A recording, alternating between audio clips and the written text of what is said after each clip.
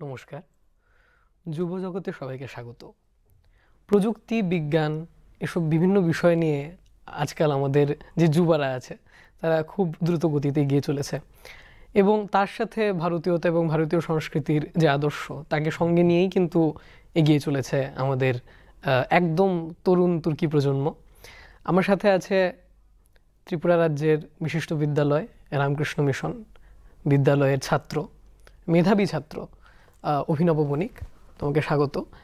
আর তোমার একটা ভীষণ উল্লেখনীয় একটা অ্যাচিভমেন্ট রয়েছে। তুমি কিছুদিন আগে ইসরো ফেরত, তুমি ইসরো থেকে এলে এবং সেখানে আমাদের যে ন্যাশনাল রিমোট সেন্সিং সেন্টার আছে সেখানে তুমি ইউভিকা যে প্রোগ্রামটা থাকে সেটার তুমি একটা বেশ নেতৃত্বমূলক একটা রোলে ছিলে। তার ব্যাপারে একটু জেনে নেব। আগে একটু তোমার এই জার্নিটার ব্যাপারে জানতে চাই, কি করে ইসরো। আসলে সায়েন্সের প্রতি আমার ঝোঁক অনেক কাল আগের থেকেই, মানে 2020-এ যখন কোভিড প্রথম শুরু হয়েছিল তখন বিক্রম সারাভাই সম্পর্কে আমার এটা জানতে পেরেছিলাম যে বিক্রম সারাভাই যে ইসরো কী করে স্থাপন করেছিলেন। এরপরে রবীন্দ্রনাথ ঠাকুরেরও ওনার যে ইসরো স্থাপনের পিছনে রবীন্দ্রনাথ ঠাকুরের একটা হাত আছে, যার কারণ ক্যামব্রিজে বিক্রম সারাভাই স্যারের যখন অ্যাডমিশনের সময় তখন একজন ভাবী বিজ্ঞানীকে রবীন্দ্রনাথ ঠাকুর রিকমেন্ড করেছিলেন যে উনি ক্যামব্রিজে পড়তে পারবেন। তো এইসব ব্যাপারে আমার জানা হয়েছিল। এরপরে ডক্টর এপিজে আব্দুল কালামের একটা বই আমাকে খুব ইন্সপায়ার করেছে, যেটা হলো ইগনাইটেড মাইন্ডস। আমি বইটা পড়েছি, আমার খুব বইটা পছন্দ। এছাড়াও যে চন্দ্রয়ান মঙ্গলয়ান লঞ্চগুলো ওগুলো দেখতে একটা আলাদা একটা খুব আনন্দ হয়। ব্যাপারগুলো দেখলে একটা আলাদা একটা ইন্সপিরেশনের মতো একটা আসে মনের ভিতরে। তো এখান থেকেই শুরু হয়েছিল। তো আসলে government of India department of speech ISRO প্রত্যেক বছর ক্লাস 9 এবং 10-এর স্টুডেন্টদের জন্য মেনলি একটা ইভেন্ট অর্গানাইজ করে, যাকে আমরা বলি ইউভা বৈজ্ঞানিক কার্যক্রম, ইয়ং সায়েন্টিস্ট প্রোগ্রাম, ইউভিকা। পুরো দেশের থেকে প্রায় 3 লাখ স্টুডেন্ট এই বছর এই ইভেন্টের জন্য অ্যাপ্লাই করেছিল এবং 3 লাখের মধ্যে 360 জন স্টুডেন্টকে সিলেক্ট করা হয়েছিল এবং তারা ভারতের 60টি ডিফারেন্ট সেন্টার্সে নিজের ট্রেনিং করেছিল। আমাদের সেন্টার পড়েছিল national remote sensing centre Hyderabad. Tripura থেকে মোটামুটি 9 জন স্টুডেন্ট ওখানে গিয়েছিল, তার মধ্যে আমি ছিলাম একজন। তো আমাদের অনুষ্ঠান শুরু হয়েছিল 12 মে থেকে 24 মে পর্যন্ত ছিল, যেখানে আমাদেরকে স্পেস সায়েন্স কী করে আমরা রকেট বানাই, কী করে রকেট ছাড়া হয়, কী করে আমাদের রকেটের স্যাটেলাইটের ডেটা কালেকশন করা হয়, ওসব নিয়ে আমাদেরকে প্রায় 26টি লেকচারের মাধ্যমে আমাদেরকে ওসব ইনফরমেশান দেওয়া হয়েছিল এবং একটা glimpses of technology, satellite technology কী আছে ইসরোতে, ওগুলো আমাদেরকে বোঝানো হয়েছিল। যার মধ্যে আমরা অনেক জায়গাতে গেছি ভিজিটে, যেমন এনআরএসি সাদনগর। আমরা যে এখন দূরদর্শন থেকে দেখছি যে ইনস্যাট স্যাটেলাইটের দ্বারা দূরদর্শনের যে এই ডেটা রিসেপশন এবং অনেক আমাদের দর্শক বন্ধুরা ওগুলো দেখতে পাচ্ছে টিভিতে, সেই ব্যাপারগুলো যে remote sensing satellites, earth observation satellites, ওগুলোর ডেটা এনআরএসিতে যায়। আচ্ছা, তো তুমি পুরো প্রসেসটা সাক্ষী থেকেছো কি করে জিনিসটা ট্রান্সমিট হচ্ছে এবং ট্রান্সমিশন যে লাইনগুলো রয়েছে, ট্রান্সমিশন যে সেন্টারগুলো রয়েছে সেগুলোর সাথে তুমি ওয়াকিবহাল হয়েছো। ওখানে মেইনলি আর্থ অবজারভেশন স্যাটেলাইটসে করা হয়। আমরা যে দূরদর্শন যেটা ইউজ করে ওটা হলো কমিউনিকেশন স্যাটেলাইটস। কমিউনিকেশন স্যাটেলাইটস এটা একটু আলাদা, কারণ আর্থ অবজারভেশন স্যাটেলাইট একটু আর্থের কাছে থাকে, কমিউনিকেশন স্যাটেলাইট একটু দূরে থাকে। আচ্ছা আচ্ছা, তো ওইগুলোর ব্যাপারে বিভিন্ন রকমের সেমিনার হয়েছে তোমাদের। তো ওই সেমিনারগুলোর ব্যাপারে একটু জানবো যে কি কি অ্যাক্টিভিটিস হয়েছে সেখানে। আসলে এই ইভেন্টগুলোতে যতগুলো ক্লাস হয়েছিল সবগুলো ইসরোর যে সায়েন্টিস্ট, এমিনেন্ট সায়েন্টিস্ট, তারা নিয়েছিল ক্লাসগুলো এবং এটা একটা আলাদাই একটা ব্যাপার যে সায়েন্টিস্টদের কাছ থেকে এই ব্যাপারগুলো জানা, কারণ তারা এই বিষয়ে সবচেয়ে স্পেশালিস্ট এই ইন্ডিয়াতে, সবচেয়ে তারাই এই ব্যাপারগুলো সবচেয়ে ভালো জানে যে কীভাবে রকেট বানানো হয়, তারাই রকেটগুলো বানায়। যেমন আমাদের ক্লাস হয়েছে কী করে রকেট বানানো হয়, রকেট সায়েন্স। এরপরে স্যাটেলাইট টেকনোলজি, স্যাটেলাইটে কী কী থাকে, ডিফারেন্ট টাইপস অফ স্যাটেলাইটস, এরপরে স্পেস সম্পর্কে আমরা পড়েছি। এছাড়াও আমাদের অনেক যা অ্যাক্টিভিটিস হয়েছিল, যেমন আমাদেরকে মডেল রকেট লঞ্চ হয়েছিল। আমাদের টিম বানানো হয়েছিল 5 জনের মতো করে। আমরা এখানে মডেল রকেট লঞ্চ করেছি, যে নর্মাল যে সলিড প্রপেলেন্ট থাকে ওটা দিয়ে আমরা মডেল রকেট লঞ্চ করেছি। এরপরে আর্থ অবজারভেশন স্কাই গেজিং যেটা হয় টেলিস্কোপের দ্বারা আমরা কী করে সূর্য, এরপরে চন্দ্র, এরপরে শনি, এসব গ্রহ দেখেছি। ওগুলো অনেক ধরনের অ্যাক্টিভিটিস হয়েছিল। তাছাড়াও যে ইভেন্টের আরেকটা যে ব্যাপারে একটা সুন্দর জিনিস, সেটা হলো গিয়ে প্রজেক্ট প্রেজেন্টেশন, অনেকটা একটা ইম্পর্টেন্ট পার্টি ইভেন্টটার, যেখানে টিম ডিভাইড করা হয়। আমাদের যে সেন্টারে ডিফারেন্ট স্টেটসের থেকে স্টুডেন্ট এসেছিল। ত্রিপুরা থেকে গেছিল, এরপরে তেলেঙ্গানা থেকে ছিল, তারপরে আন্দামান নিকোবর থেকে ছিল, সিকিম থেকে ছিল। তো সবাইকে মিলিয়ে কয়েকটা টিম ডিভাইড করা হয়েছিল, যাদেরকে ডিফারেন্ট প্রজেক্টের টপিক দেওয়া হয়েছিল। এবং সেই প্রজেক্টগুলো করার জন্য তাদের গাইড হিসাবে ইসরোরই দুজন এমিনেন্ট সায়েন্টিস্ট দেওয়া, মানে গাইড হিসাবে দেওয়া হয়েছিল। আমাদের পড়েছিল ভুবন। ভুবন নিয়ে আমরা প্রজেক্ট করেছিলাম, যেটা ইন্ডিয়ার একটা জিও পোর্টাল। তো আমাদের গাইডও ছিলেন ডক্টর লেসলি স্যার এবং ডক্টর শুভম দাস স্যার, দুজনই ভুবন ডিপার্টমেন্টেরই সায়েন্টিস্ট এবং খুব এমিনেন্ট সায়েন্টিস্ট ইসরোর। তাদের আন্ডারে আমরা এই প্রজেক্টটা করেছিলাম। আচ্ছা, ভুবন পোর্টালটার মাধ্যমে কি মনিটর করা হয়? ভুবন এনআরএসিরই নিজস্ব একটা ওয়েবসাইট, যেটাকে আমরা বলতে পারি, সহজ ভাষায় যদি বলি, ওটা বলতে পারি যে ইন্ডিয়ার গুগল ম্যাপস। মানে ওটার মেনলি আমরা জিও পোর্টাল একটা, মানে আমরা আর্থ অবজারভেশনের মেনলি ফোকাসড ইন ইন্ডিয়া।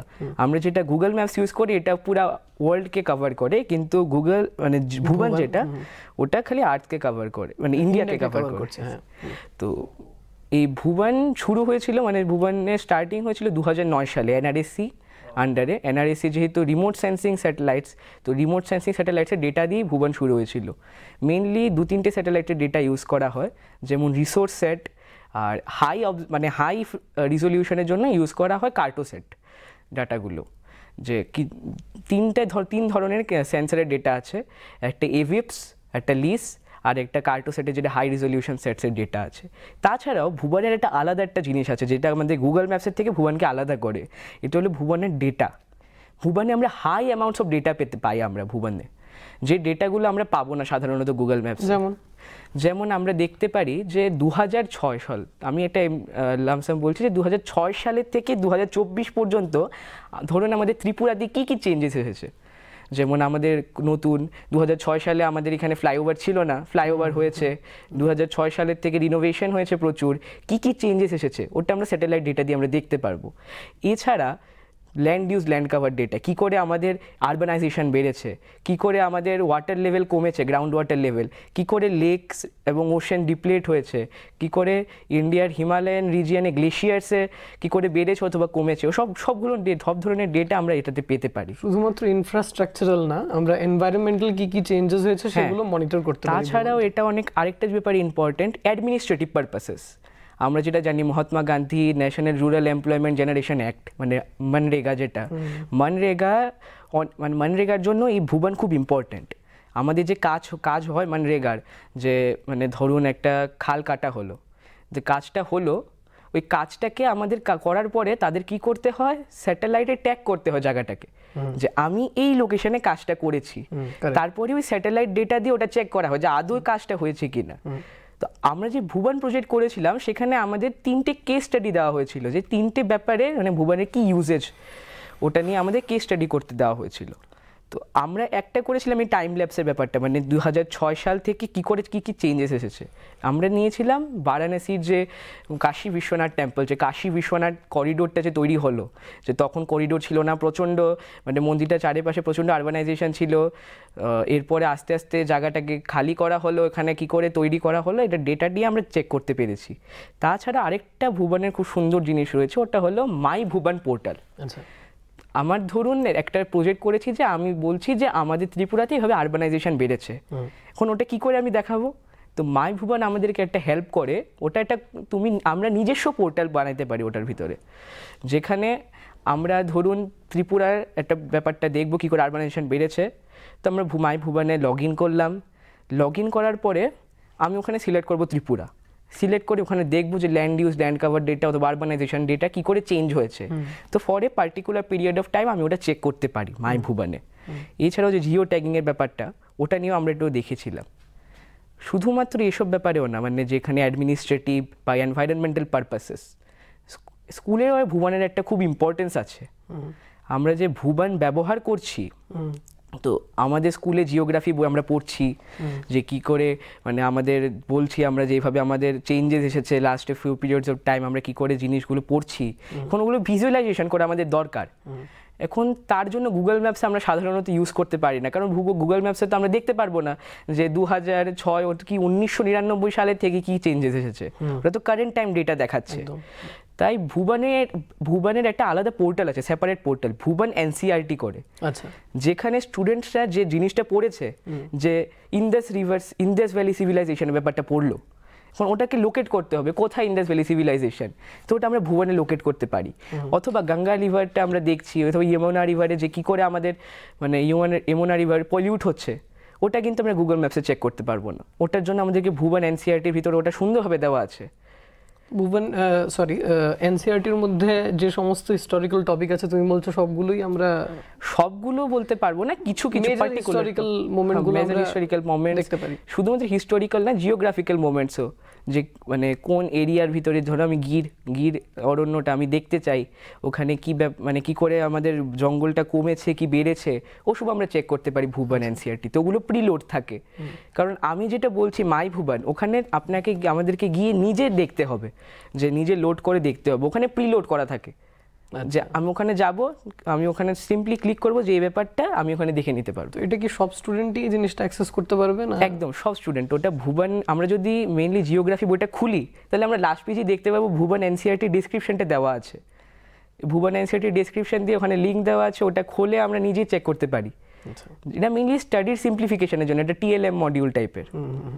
তোমার কোনো বিশেষ এক্সপিরিয়েন্স ডিউরিং দিস জার্নি, এবং কতদিন ছিল তোমার এই জার্নিটা? মেইনলি ইভেন্টটা ছিল 14 দিনের, 14 ডেজের ইভেন্ট ছিল। তো অনেক স্পেশাল মোমেন্ট, যেমন আমাদের যে গাইড টিচার ছিলেন, মানে যে পুরো ইভেন্টটাকে ওখানে দেখছিলেন, ওনার নাম ছিল ডক্টর শ্রীনিবাস রেড্ডি স্যার। উনি নিজে চন্দ্রয়ান 3 মানে একজন সায়েন্টিস্ট ছিলেন, চন্দ্রয়ান 3 সাথে একদম সরাসরি যুক্ত ছিলেন। তা আমাদের এমন একজন সায়েন্টিস্টের সাথে আমাদের কথা হয়েছে। তাছাড়া আমাদের যে ইউভিকা চেয়ারম্যান স্যার ছিলেন, শ্রীনিবাস রাও স্যার, উনি খুব মানে অনেক হেল্পিং সাপোর্টিং পার্সন ছিলেন। উনি আমাদের প্রজেক্টটার উনি এবং আরও 4-5 জন সায়েন্টিস্টের জাজমেন্ট করেছিলেন, এবং উনি খুব প্রশংসা করেছিলেন প্রজেক্টটার। আর এরপরে আমাদের ডিরেক্টর এনআরএসসি ডক্টর প্রকাশ চৌহান স্যার, উনি আমাদের সাথে অনেকক্ষণ ইন্টারাকশন করেছিলেন। একটা মজার ঘটনা যেটা বলতে পারি, আমাদের ইনোগ্রেশনের পরে আমরা মানে সব স্টুডেন্টের কথাবার্তা বলছিলাম, স্যার এলেন, স্যার এসে আমাদেরকে বলছেন ক্যান আই জয়েন ইউ। তো এমন একটা ব্যাপার, যদি এত বড় পদে স্যার আছেন, এটা সবাই একটা খুব মানে আমাদেরকে একটা আশা দেয় নতুন ধরনের। তাছাড়াও ইসরো চেয়ারম্যান স্যারের সাথেও আমরা ইন্টারাকশন করেছি, ডক্টর এস সোমনাথ স্যার। আর আমার খুব একটা মানে সৌভাগ্যের বিষয় বলা যায়, প্রাইম মিনিস্টার নরেন্দ্র মোদীজির যখন নাম অ্যানাউন্স করেছেন যে কারা গগনয়ান মিশন, যে ইন্ডিয়ার ফার্স্ট হিউম্যান মিশনে কারা যাচ্ছেন, মানে কারা অ্যাস্ট্রোনট, ইন্ডিয়ান অ্যাস্ট্রোনট, অ্যানাউন্সমেন্ট করার পর থেকে ইউভিকাতে প্রথমবার তাদের পাবলিক মিটিং ছিল, মানে পাবলিকের সাথে সরাসরি তাদের ইন্টারাকশন ছিল। আচ্ছা, 2 জন বিওমনার্স, যারা আমরা ইন্ডিয়ান অ্যাস্ট্রোনটস থেকে বিওমনার্স বলি আর কি, তো 2 জন ভিওমনার্স আমাদের সাথে ইন্টারাক্ট করেছিলেন। এবং এনআরএসসির তরফ থেকে আমি একটা সৌভাগ্য পেয়েছিলাম যে ফার্স্ট পাবলিক মিটিংয়ে ফার্স্ট পাবলিক কোয়েশ্চেনটা জিজ্ঞাসা করার, মানে এটা একটা খুব একটা সৌভাগ্যের বিষয়। আমাদের অ্যাস্ট্রোনট উইং কমান্ডার প্রশান্ত নায়ার স্যার, উনি আমাদের সাথে ইন্টারাক্ট করেছিলেন। মানে আমার প্রশ্নটা মেইনলি ছিল ওই স্পেসে ওনারা যাবেন, মানে কী ধরনের এক্সারসাইজ অথবা মানে হেলথ ইস্যুস নিয়ে আমি কোয়েশ্চেনটা করেছিলাম। তাছাড়াও আমাদের ইন্টারাকশন হয়েছিল যে অ্যান্টার্কটিকাতে যে ভারতী স্টেশনটা রয়েছে, ইন্ডিয়ার যে স্টেশনটা থেকে আমরা মানে রিমোট, এটা এনআরএসির আন্ডারই স্টেশনটা, রিমোট সেন্সিং স্যাটেলাইটের ডেটাটা আমরা এখানে কালেক্ট করার জন্য যে ভারতী স্টেশনটা রয়েছে, তাদের সায়েন্টিস্টের সাথে আমরা ইন্টারাকশন করেছি। এটা ভাই অনলাইন মোড। তোমার সায়েন্সের প্রতি যথেষ্ট ইন্টারেস্ট রয়েছে, এবং সায়েন্সের প্রতি তোমার একটা ইনকুইজিটিভিটি রয়েছে। হ্যাঁ, নো পান ইনটেন্ডেড, তোমাদের কলেজের যে হয় কুইজ, ইয়েটা হয় ওটাও ইনকুইজিটিভ না, নো পান ইনটেন্ডেড। But at the same time তোমার কি মনে হয় যে তোমার এই ডেভেলপমেন্ট, তোমার এই ঝোঁক সায়েন্সের প্রতি, এটা তুমি পার্সোনালি গ্রো করেছো না it has been cultivated by the people around you? কি মনে হয় তোমার? ব্যাপারটা দুটোই মানে আমার ক্ষেত্রে কাজ করেছে। প্রথম কথা মানে ইসরোর এই মঙ্গলয়ান মিশনটা আমাকে খুব ইন্সপায়ার করেছিল। মানে একদিন আমি দেখছিলাম যে প্রাইম মিনিস্টার স্যার যে বলছিলেন যে আমাদের একটা মার্শিয়ান সিনেমাটার থেকে কম বাজেটে আমরা আসলেই মার্সে পৌঁছে গেছি, এটা একটা খুব একটা গর্বের বিষয় ইন্ডিয়ার জন্য। তাছাড়াও যে বললাম বিক্রম সারাভাই, ওনার লাইফ স্টোরি পড়ার পরে মানে ওনারা কী করে স্ট্রাগল করে যে ইসরো দ্বারা করিয়েছেন, সাথে আমাদের Abdul Kalam sir, definitely he is a very inspiring person. তো তোমার সায়েন্সের মধ্যে প্রতি যে ঝোঁক রয়েছে, সেটা কি শুধুমাত্র অ্যাস্ট্রোফিজিক্সের প্রতি না অন্যান্য বিষয়ে তোমার? হ্যাঁ, ব্যাপারটা হলো অ্যাস্ট্রোফিজিক্সটা আমার একটু বেশি ইন্টারেস্ট, বাট এটা ছাড়াও যেমন আমাদের একটা প্রোগ্রাম হয় government of India, national children science Congress. তো লাস্ট ইয়ার না, মানে 2008 ক্লাস 8-এ যখন আমি ছিলাম তখন এটা আমি পার্টিসিপেট করেছিলাম, যেখানে আমরা মাইক্রোবায়োলজি নিয়ে একটা প্রজেক্ট করেছিলাম, যে আমরা যে স্যানিটাইজার ইউজ করছি, জাস্ট কোভিড পিরিয়ডের পরই তো হয়েছিল। তা এটা সবার মনে একটা 22 হয়েছিল, 22, তো সবার মনে একটা প্রশ্ন থাকে যে আমরা যে স্যানিটাইজার ইউজ করছি এটা প্রচণ্ড বড় প্রশ্ন হয়েছিল তখন, যে আমরা সেটা কি সেফ কিনা। তো আমার ওই প্রশ্নটা জেগেছিল, ওটার থেকে একটা ইন্টারেস্ট, আমি স্যানিটাইজার সেফ কিনা ওটার উপরই করেছিলাম একটা প্রজেক্ট, যেখানে আমি ট্রাই করেছিলাম দেখতে যে এটা কি আমাদের হাতের জন্য সেফ, আপনার ডিজিজ কিল করে কি না। তো অর্ধেক প্রজেক্ট তো স্কুলেই করেছি, তারপরে যখন একটু হায়ার লেভেলে গেছে প্রজেক্টটা, তখন আমি প্রজেক্টে এজিএমসি, যে আগরতলা গভর্নমেন্ট মেডিকেল কলেজে মাইক্রোবায়োলজির যে এইচওডি স্যার তপন মজুমদার স্যারের সাথে কথা বলে স্যারের আন্ডারে মানে বাকি প্রজেক্টটা কমপ্লিট করেছি, এবং আমরা ডিস্ট্রিক্ট লেভেলে ফার্স্ট হয়েছি, স্টেট লেভেলেও ফার্স্ট হয়েছি, যার কারণে আমরা আইএসসি ইন্ডিয়ান সায়েন্স কংগ্রেসও যেতে পেরেছি, এবং চিলড্রেন সায়েন্স কংগ্রেসও আমাদের একটা ভালোভাবে প্রশংসা পেয়েছে আমাদের প্রজেক্টটা। তোমার যেহেতু দুটোতেই ঝোঁক আছে, তুমি বলে তোমার অ্যাস্ট্রোফিজিক্সের প্রতি বেশি ঝোঁক, সেটা কেন? সেটা একদিকে তো মানে যেটা আগেই বললাম যে এছাড়াও এটা স্পেসের একটা আলাদা, তোমার মানে তুমি যেটা বললে যে তুমি বিভিন্ন বই পড়েছো, তোমার কি মানে যে স্টলওয়ার্ডসরা রয়েছেন এই ডিপার্টমেন্টে, ওদের লাইফের জার্নি জানার পরই হয়েছে, না অ্যাকচুয়ালি এটা উল্টো, তোমার ইন্টারেস্ট ছিল বলে তুমি ওদের লাইফের জার্নিটা পড়েছো? আমার দুটোই, মানে যেটা বলছি 2020 সালে মানে কোভিডের ঠিকঠাক সময় আমি একটা অ্যাওয়ার্ডের জন্য অ্যাপ্লাই করেছিলাম আর কি, India international Sarabhai student scientist award. তো ওখানে একটা ইভেন্ট যেটা মানে সায়েন্টিস্ট কী করে হতে হয় ওটা শেখায় আর কি, আচ্ছা, গভর্নমেন্ট অফ ইন্ডিয়া ভিপনেটের একটা অর্গানাইজেশন ওটা করে। তো ওই ইভেন্টটাতে একটা আমাকে খুব ইন্সপায়ার করেছিল, তারপরে আমি আস্তে আস্তে ঘাটা শুরু করলাম ব্যাপারগুলো স্পেস সম্পর্কে, স্পেসের। এরপরে কার্ল স্যাগান খুব একজন ফেমাস অ্যাস্ট্রোফিজিসিস্ট, ওনার খুব মানে অনেক সিনেমা টিনেমাও দেখেছি আরও মানে স্পেসের উপরে, এইসব আমাকে খুব মোটিভেট করেছে আর কি এইসব ব্যাপারে। স্পেস একটা খুব আমার একটা ফ্যাসিনেটিং ব্যাপার লাগে আর কি স্পেস নিয়ে, এবং আমার একটা স্বপ্ন আছে যে আমি একটা স্যাটেলাইট পাঠাবো, নিজের বানানো স্যাটেলাইট স্পেসে। তোমার স্বপ্ন এটা? হ্যাঁ অবশ্যই। এবং তোমার দেখো তুমি ক্লাস 10-এ পড়ো, রামকৃষ্ণ মিশন, আগামী বছর তুমি মাধ্যমিক দেবে, তো 10 years is not less, right? 10 years of education and more, তুমি নিশ্চয়ই প্রাইমারি থেকেই তোমার একটা ঝোঁক নিশ্চয়ই ডেভেলপ হয়েছে। তো সেদিক দিয়ে দেখতে গিয়ে তোমার কি মনে হয় ডাউন দ্য লেন, এই এত বছর তোমার educational journey, almost 12 to 13 years, তোমার কি মনে হয় যে এই সায়েন্স টেকনোলজি এবং বিভিন্ন যে স্পেশালাইজেশন আছে এই বিষয়গুলোতে যারা উদ্যোগী স্টুডেন্ট আছে তাদের প্রতি যে সহযোগিতা বা তাদেরকে এমপাওয়ার করার যে টেন্ডেন্সি, সেটা কি মনে হয় তোমার, এটা বেড়েছে কি? অবশ্যই বেড়েছে। আমাদের স্কুলে না, শুধুমাত্র আমাদের স্কুলে না, ভারতের প্রচুর স্কুলে গভর্নমেন্ট অফ ইন্ডিয়ার তরফ থেকে একটা সেন্টার বানানো হয়েছে, প্রত্যেকটা স্কুলে মোটামুটি আছে আটাল টিঙ্কারিং ল্যাব, যেটা একটা খুব ফ্যাসিনেটিং ব্যাপার, যেখানে আমরা গিয়ে, আমারও স্যাটেলাইট বানানোর ইচ্ছা ওখান থেকেই শুরু হয়েছে। আমাদের যে আটাল টিঙ্কারিং ল্যাব যেটা আছে ওটা ইসরো আন্ডারটেক করেছে, মানে দেশের কয়েকটা সেন্টার এমনভাবে ইসরো আন্ডারটেক, আমাদেরটাও ইসরো আন্ডারটেকেন আর কি, যেখানে আলাদা স্পেস মডিউল রাখা আছে মানে স্পেস টেস্ট নিয়ে ব্যাপারটা। তো ওখানে আমি দেখেছি কী করে স্যাটেলাইট বানাতে হয়। এখন আমি ওসব ব্যাপারে একটা ইন্টারেস্ট আছে। তাছাড়া গভর্নমেন্ট অফ ইন্ডিয়ার প্রচুর ইভেন্ট চলছে, মাই গভে যদি আমরা যাই, মাই গভে আমরা প্রচুর ইভেন্ট পাবো সায়েন্স অ্যান্ড টেকনোলজি নিয়ে। ডিএসটি প্রত্যেক বছর একটা ইভেন্ট করে, ইন্ডিয়া ইন্টারন্যাশনাল সায়েন্স ফেস্টিভ্যাল নামে। আমিও 2021 সালে ইভেন্টটাতে গেছিলাম। ওখানে গেলে আমরা বুঝতে পারবো মানে ইন্ডিয়া কী করে সায়েন্সের ডেভেলপমেন্ট করছে। ইভেন্টের মেইন মোটো হলো celebrating the development of science মানে across for the last century, যেটা আমাদের ডেভেলপমেন্ট হয়েছে। এসব ব্যাপার তো অলরেডি মানে আছে। তাছাড়াও মানে টেক্সট বুকস যেগুলো আছে সায়েন্সের, ওগুলো পড়লে একটা আনন্দ হয়, যে ব্যাপারগুলো জানাও যায়, অনেক কিছু ব্যাপার জানা যায় ওসব। একটা জিনিস তোমার মধ্যে আমি রিমার্কেবল নোটিস করলাম যে তুমি genuinely you are very enthusiastic about science. তোমার সায়েন্সের প্রতি একটা ন্যাচারাল এনথুজিয়াজম আছে, যেটা ইম্পোজড না, which is a fresh breath of relief. খুব ভালো লাগছে দেখে।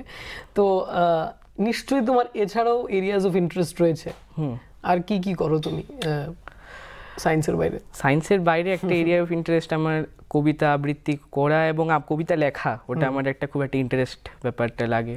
মানে রবীন্দ্রনাথ ঠাকুরের কবিতা পড়ে ওটা একটা ইন্সপায়ার আমার হয়েছে, মানে কবিতা লেখার প্রতি। গান আমার একটা খুব ভালো লাগে। আরেকটা জিনিস আমার একটু মানে পুজোর দিকে একটা ঝোঁক আছে। মানে সেটা কিরকম? সেটা হলো গিয়ে মানে যে রামকৃষ্ণ মিশনে পড়ার পর থেকে মানে আমার একটা আলাদা একটা টেন্ডেন্সি আছে কী করে পুজো করে, পুজো যে করে কি মানে একটা ব্যাপার আছে না, ওখানে একটা মানে দৈবিক একটা ফিলিং আসে যে আমরা যে পুজো করি, স্পিরিচুয়াল যে ফিলিংটা, ওটার প্রতি আমার একটা ঝোঁক আছে। সংস্কৃতের মন্ত্রতন্ত্র দেখা, ওগুলো মিনিং বোঝা। কারণ ম্যাক্সিমাম যত সায়েন্টিস্ট আছে, আমি যদি দেখি ওপেন হ্যামার, যদি আমি দেখি ওপেন হ্যামারও কিন্তু ভগবদ গীতা থেকে খুব ইন্সপায়ার্ড ছিলেন। প্রত্যেকজন সায়েন্টিস্টই বলেছেন যে আমাদের যে বেদ আছে, বেদই ওনাদের মানে মানে মেইন একটা পয়েন্ট যেখান থেকে ওনারা সায়েন্টিস্ট হতে ইন্সপায়ার হয়েছেন, অনুপ্রেরণা পেয়েছেন।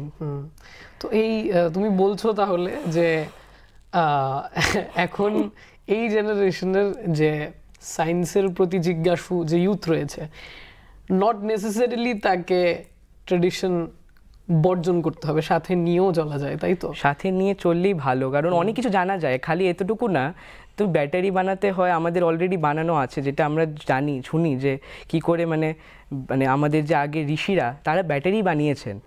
আমাদের কি করে ফ্লাইট বানানো হয়, আমরা মানে ফ্লাইট যে বানিয়েছেন রাইট ব্রাদার্স, বিমানের নির্মাণ, ওটা অলরেডি ইন্ডিয়াতে জানা যায় যে আগেই করা হয়েছিল। আমরা পড়ছি যে মানে পুষ্পক রথ যে রাবণের, ওটা তো আগেই মানে ছিল তখন। তো রিমার্কেবল, কারণ তুমি যদি রিলিজিয়াস অ্যাঙ্গেলটাও বাদ দাও, তাহলে এই যে এরোডাইনামিক্স এর ব্যাপারে আন্ডারস্ট্যান্ডিং, বা তোমার ইভেন মহাভারতের মধ্যে তোমার টিস্যু কালচার নিয়ে একটা চ্যাপ্টার রয়েছে, যেখানে কি করে তোমার টিস্যু সিনথেসিস করা হয়। এখন সেগুলো কতটা অ্যাপ্লিকেবল হয়েছিল না হয়েছিল সেটা সাবজেক্টিভ, কিন্তু যে নলেজ ছিল তখনের দিনে তাদের তো সেই দিকে চলেছিল না থট প্রসেসটা, দ্যাট ইজ রিমার্কেবল। তো আমার মনে হয় এগুলো থেকে এক্সট্রাক্ট করা ইনফরমেশন সত্যি প্রয়োজন। তাদের যে নলেজটা ছিল তখনের দিনে, আমি ভগবান যদি বাদই দিই, যে বেদ লিখেছেন উনি ভগবানের থেকে কম না। এতটা নলেজ নিয়ে উনি বেদ লিখেছেন যে এখন পর্যন্ত মানুষ ওটা নিয়ে রিসার্চ করছে। বিশাল একটা মানে আমাদের ইন্ডিয়ার ট্রেডিশনটা কিন্তু একটা বিশাল ব্যাপার। তো এই তোমার দুটো টু ওয়ার্ল্ডস, রাইট, মানে not necessarily two worlds, but then again অনেকেই এই বিষয়টা নিয়ে দ্বিমত পোষণ করেন যে ধর্ম এবং বিজ্ঞান এটা ইনহেরেন্টলি আমাদের মধ্যে ইনগ্রেইন না, বাট কোনো একটা জায়গাতে হয়তো আমাদের মানে সেটা বলা হয় যে দুটো খুব কনফ্লিক্টিং। কিন্তু এই যে দুটোর সমন্বয়, সেটার প্রতি স্কুল তোমাকে কতটা প্রভাবিত করেছে? অবশ্যই রামকৃষ্ণ মিশন, আমি ক্লাস 3 থেকে স্কুলে পড়ছি এবং স্কুলের প্রতি আমার একটা আলাদা ভালোবাসা আছে এবং স্কুল প্রচণ্ড সাপোর্ট করেছে। আমাদের আগের যে মহারাজ ছিলেন স্বামী হিতকামানন্দ সেক্রেটারি মহারাজ এবং বিদ্যামৃতানন্দ যে আমাদের প্রিন্সিপাল মহারাজ ছিলেন, ওনারা খুব সাপোর্ট করেছেন আমাদেরকে এবং এই সাপোর্টটা এখনও বজায় রয়েছে আমাদের স্কুলে। আমাদের যে এখনের যে সেক্রেটারি প্রিন্সিপাল মহারাজ যে শুভকরানন্দজি মহারাজ এবং ভাইস প্রিন্সিপাল মহারাজ যে বুদ্ধিরূপানন্দজি মহারাজ, ওনারা খুব সাপোর্ট করছেন। কারণ এসব ইভেন্টে যেতে স্কুলের সাপোর্টটা প্রচণ্ড বেশি দরকার, কারণ যেখানে যাব ওখানে আমাদের স্কুলের থেকে একটা কাগজ লাগতে পারে, তো স্কুলের থেকে যে সাপোর্টটা আমরা পাচ্ছি ওটা একটা বিশাল ব্যাপার। আমাদের ল্যাবের এক্সেস দিচ্ছে আমাদেরকে, আমাদের কাজ হচ্ছে, আমাদের মহারাজ স্যার আমাদের মানে যে সাপোর্টটা দিচ্ছে ওটা মানে খুব একটা রিমার্কেবল ব্যাপার হলো মহাকাশের প্রতি প্রত্যেকটা শিশুর ফ্যাসিনেশন থাকে। হ্যাঁ, আকাশের প্রতি শুধু শিশুর না, বড় বড় কবিদেরও থাকে একটা শিশুর ফ্যাসিনেশন থাকবেই আকাশ নিয়ে। আজকে 2024-এ তোমার সেই স্বপ্নটা একটা লেভেল অবধি এসে কিন্তু তুমি বলতে পারো যে somehow you have achieved a bit of that passion, তুমি ওটাকে এক্সিকিউট করতে পেরেছো। তো ওটা নিয়ে তোমার পার্টিং থটস, এটা আমার লাস্ট প্রশ্ন আছে তোমার জন্য। স্পেস নিয়ে ফ্যাসিনেশন সববারই থাকে। যেমন ছোটো থাকতে যেমন প্রাইম মিনিস্টার স্যার যখন চন্দ্রয়ান 3 ল্যান্ডিং হয়েছে বলেছিলেন চন্দা মামা দূর কে হ্যাঁ, মা তারা বলেন এখন চন্দ্রা মামা ঘর কে হ্যাঁ, যে চাঁদে যে আমরা ল্যান্ডিং করলাম। এরপরে এছাড়া যে ফ্যাসিনেশন আমরা যে দেখি আজকের থেকেই ফ্যাসিনেশনটা না, এটা লাখ লাখ বছরের ফ্যাসিনেশন, যে তখনের থেকে যে কনস্টিলেশন তৈরি করা হয়েছে, যে প্রত্যেকটা তারাকে দেখে যে কনস্টিলেশন তো আর এমন না যে সবগুলো তারা এভাবেই আছে, একটা তারা আরেকটা তারা থেকে মিলিয়ন্স অফ লাইট ইয়ার্স দূরে থাকে। তবুও যে মানুষটা তখন দেখেছে এটা নিয়ে ভেবেছে, গ্যালিলিও আকাশ নিয়ে যে ভেবেছে, এত কিছু যে সায়েন্টিস্টরা ভাবছে, ওটা একটা বিশাল ব্যাপার এখনের দিনে। তো ওই ফ্যাসিনেশনটা তোমার মধ্যে বজায় থাকুক, আগামী দিনে তুমি অ্যাস্ট্রোফিজিক্স নিয়ে এগিয়ে যাও, আমাদের ত্রিপুরার নাম আরও উজ্জ্বল করো। তোমাকে অনেক অনেক আমাদের অভিনন্দন রইল, শুভেচ্ছা রইল। আপনারাও সাথে থাকবেন, পাশে থাকবেন, সবাই ভালো থাকবেন। নমস্কার।